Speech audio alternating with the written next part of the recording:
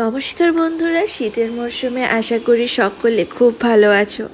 তো আজকে এক্সপ্লোর করতে চলে এসেছি গ্রাম বাংলার প্রায় প্রতিটা ঘরেই এই রেসিপিটা হয়ে থাকে।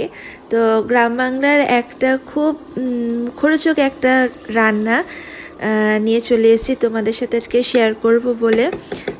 ছোটোবেলায় যখন মামার বাড়িতে যেতাম প্রায় দিদাই রান্নাটা করে খাওয়াতো। তো চলো রান্নাটা কি দেখা যাক। তো বন্ধুরা, এখানে পেঁয়াজ আর লঙ্কা ঝিরিঝিরি করে কেটে রেখেছি, লঙ্কা ছিঁড়ে রাখা আর পেঁয়াজ ঝিরি করে কেটে রাখা। সাথে আছে ভেটকি মাছের কাটা ভেজে রাখা, আর আছে আলুর ছোট করে টুকরো করা, টমেটো টুকরো করা, আর সাথে আছে এখানে আদা রসুন পেস্ট। তো চলো রান্নাটা কিভাবে করব সেটাও তোমাদের সাথে শেয়ার করি। তো এখানে সমস্ত উপকরণ রয়েছে, আর এখানে আমি তেলটা অলরেডি গরম করতে বসিয়ে দিয়েছি। তো এরপর এক এক করে এর মধ্যে আমি সব মশলাগুলো অ্যাড করব। তার আগে এই গরম তেলটার মধ্যে আলুগুলো দিয়ে আমি লাল লাল করে ভেজে নেব। এটা বেশ মজার একটা রান্না। ভেটকি মাছ কেটে দেওয়ার পর ওর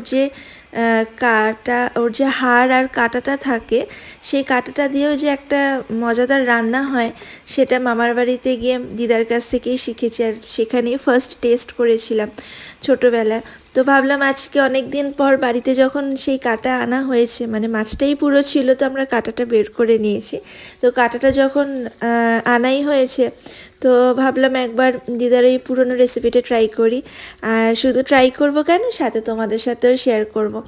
তো যেটা আমি এখন করছি, আলুগুলোকে লাল লাল করে ভেজে তুলে রাখবো, আর এটা মশলা কষানোর পর শেষে এটাকে অ্যাড করব। তো আমার আলুগুলো বেশ লাল লাল করে ভাজা হয়ে গেছে। এইগুলো এবার আমি তেল থেকে তুলে আলাদা করে নেব।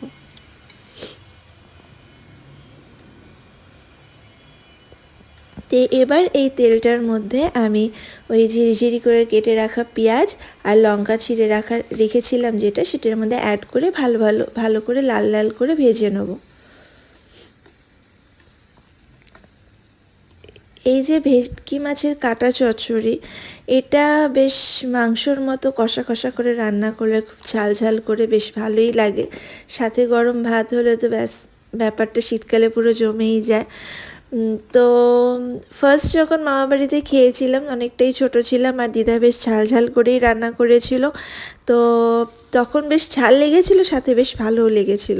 তো সেই টেস্ট এখনও অবধি রয়েছে। মামার বাড়িতে যখনই যাই দিদা প্রায় পালে জিনিসটা আমাদের রান্না করে খাওয়ায়। তো এবার পেঁয়াজটা হালকা ভাজা হওয়াতে ওর মধ্যে আমি টমেটোটা অ্যাড করে দিলাম। এবার এটাকেও ভালো করে ভাজা ভাজা করব।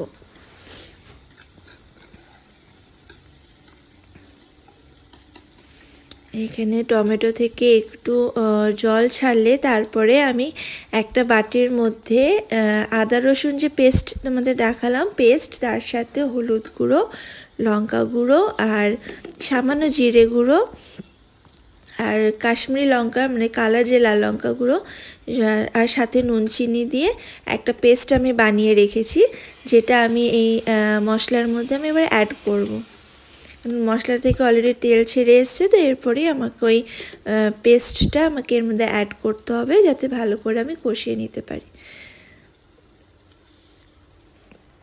তো এর মধ্যে আমি সমস্ত গুঁড়ো মশলা দিয়ে সাথে নুন চিনি দিয়ে আদা রসুনটা সামান্য জল দিয়ে গুলে এখানে রেখেছি। তো এই পেস্টটাই আমি এখন এই কষার মধ্যে অ্যাড করলাম। তো এটাকে আমি ভালো করে কষিয়ে নেব, তেলটা যতক্ষণ না এই মশলা থেকে সেপারেট হচ্ছে।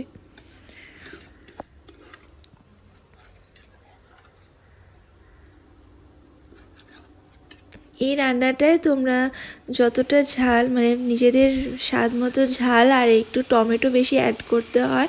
তা আমার যেহেতু কাটা একদমই কম ছিল, তো আমি ওই জন্য আমার পরিমাণ মতো টমেটো আমি এখানে অ্যাড করেছি, সেই রকমভাবেই ঝালটা আমি এখানে অ্যাড করেছি।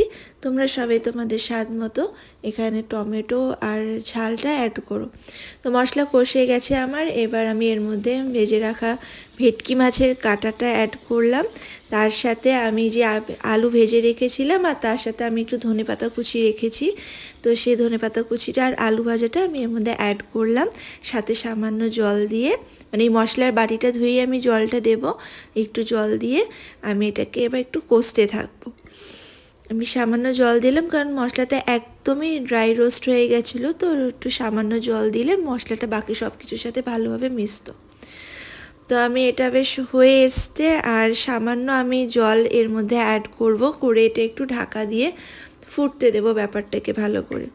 খুব বেশি জল এর মধ্যে দেওয়ার প্রয়োজন নেই, কারণ জিনিসটা একদম গায়ে মাখা হবে, মানে একদম মানে তেল ঝাল যাকে বলে।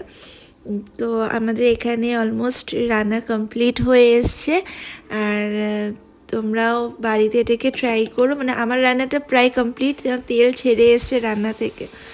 তো আমরা এটা গরম গরম ভাত দিয়ে খেয়ে দেখি কীরকম হলো, মানে কতটা দিদার মতো করতে পেরেছি জানি না, বাট ট্রাই করেছি। আর তোমরাও ট্রাই করো, আর নেক্সট এপিসোডে অবশ্যই জানিও। আজকের মতো টাটা।